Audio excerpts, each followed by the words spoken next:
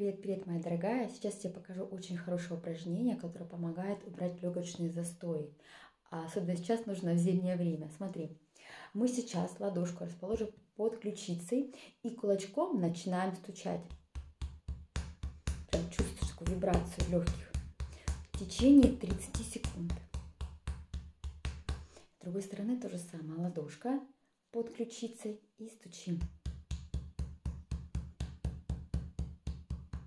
Выполняем.